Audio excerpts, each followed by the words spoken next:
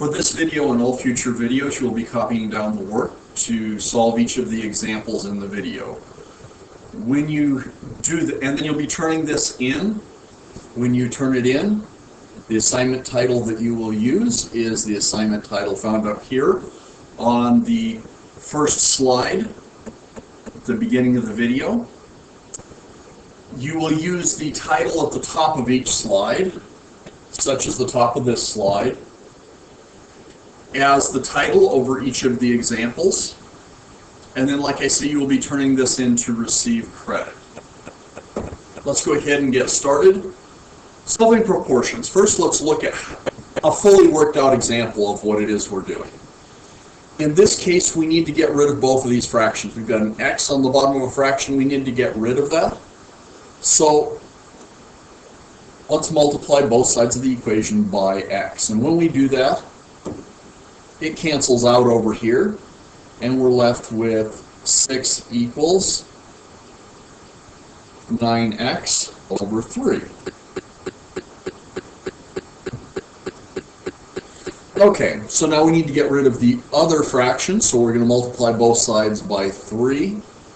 It'll cancel on this side, and we're left with 3 times 6, which is 18, equals 9x. We need to get rid of this 9, so we're going to divide both sides by 9.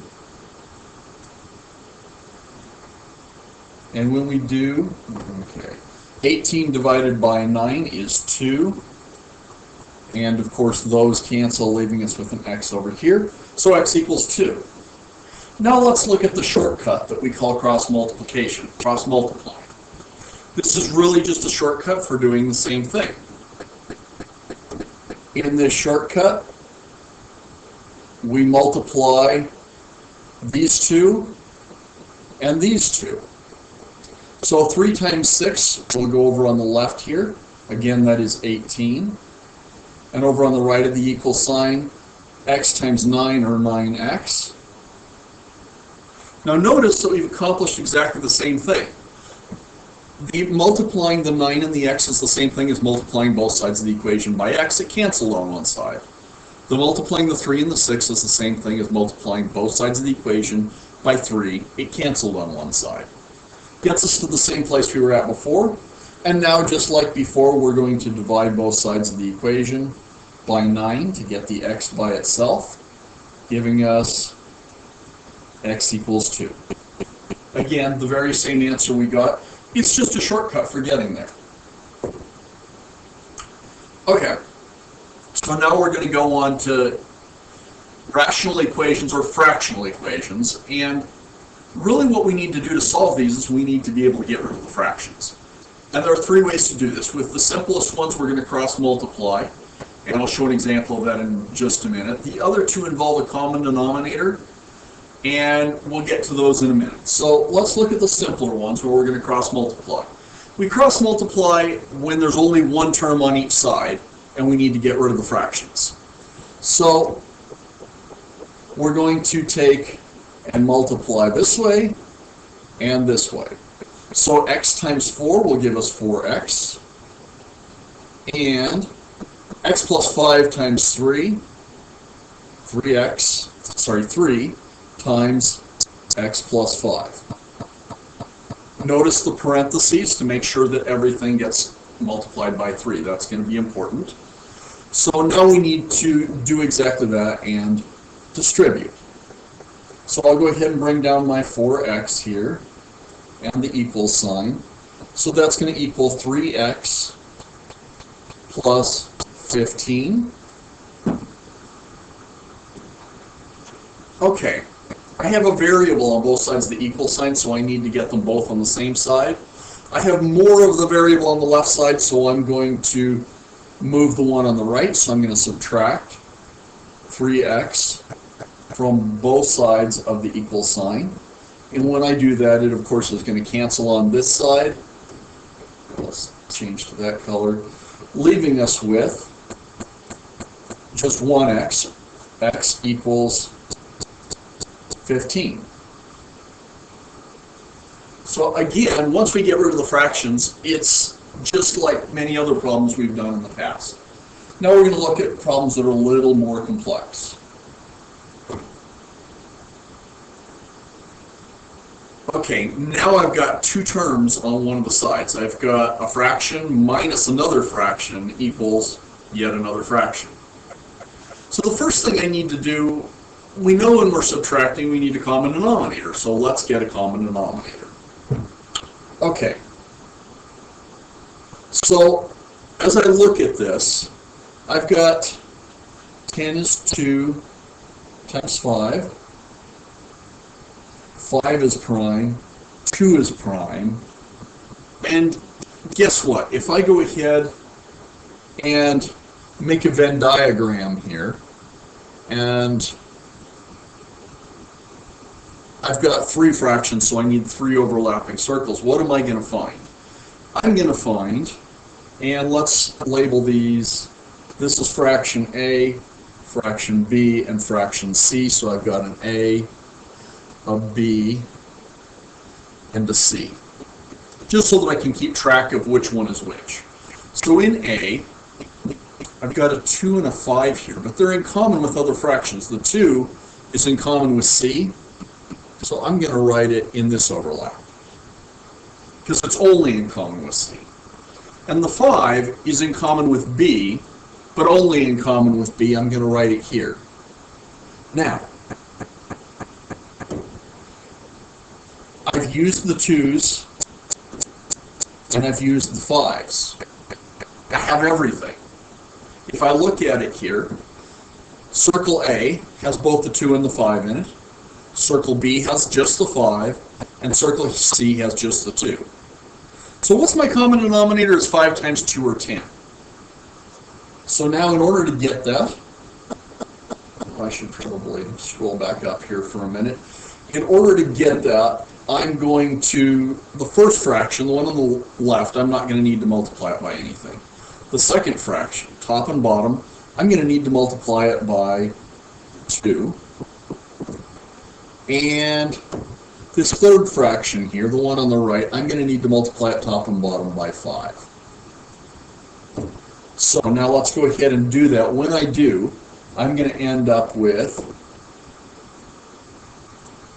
3n over 10 minus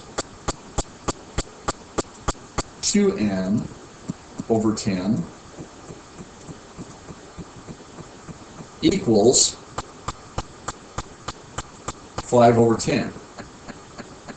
Now, notice that each of these fractions now has 10 as the denominator. There is a fairly easy way to take care of getting rid of it.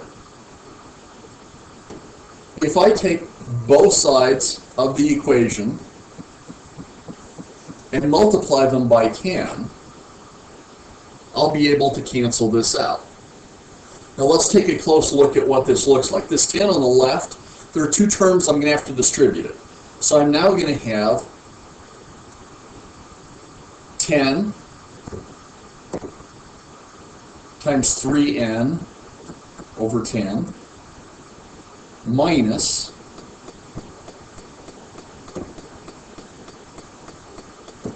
10 times 2n over 10 equals 10 times 5 over 10. Now let's see what happens here. Well, the 10's cancel there, 10's cancel there, and 10's cancel there, getting rid of all of my fractions. I am now left with 3n minus, make sure you don't forget this operation here, 2n equals 5. And now I've got a fairly simple problem to solve. Combine like terms, 3n minus 2n gives me 1n, or just n, and that equals 5. Okay, Now we're going to take the same problem and we're going to use yet another shortcut. I'm going to figure out my common denominator again. So again, this is 2 times 5. And 5 is prime and the 2 is prime. I'm going to use my Venn diagram with the overlapping circles. And I'll label each of the terms A, B, and C. I've got an A, a B, and a C. Okay, so in common between A and B is the 5.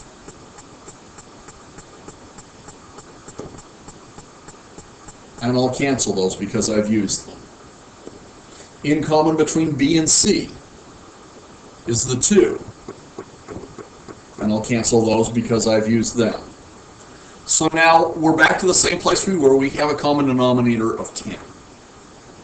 So let's see what happens here if I just take the entire equation as it is and multiply it by 10. Okay. So again, I'm going to have to distribute this 10. So let's take a look at what happens.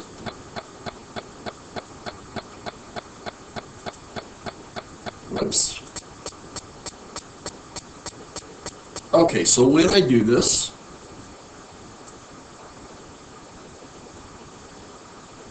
I'm going to take this, and let me go ahead and write it out here. We've got 10 times, let me change colors, 3n over 10 minus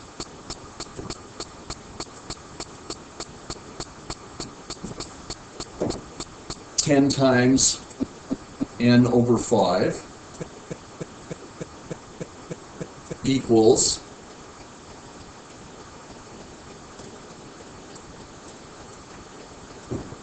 10 times 1/2. Okay, so when I do this, what's going to happen here? Well, right here, the 10s are just going to cancel. This one, what's going to happen? Well, we talked about it before. 10 is 2 times 5, and the 5s will cancel, replacing this 10 with a 2 and canceling that 5. And then here, again, 10 is 2 times 5. The 2's are going to cancel, leaving me with a 5 here and canceling the 2. So now let's see what we have and write it out. So over here, what's left? We just have 3n. Over here, what's left? 2 times n. So let's make sure and put in our subtraction. Minus 2n equals, and over here we have 5 times 1, or just 5. Again, the fractions have gone away, and we're left with a very simple problem to solve. We combine like terms. 3n minus 2n is just 1n, or n, and that equals 5. Exactly the same solution. Slight shortcut. Confusing to some people, though, so use the one that works best for you. If this form of canceling does not confuse you, feel free to use it. If it does, get the common denominator first, and then afterward, do the canceling. It works either way.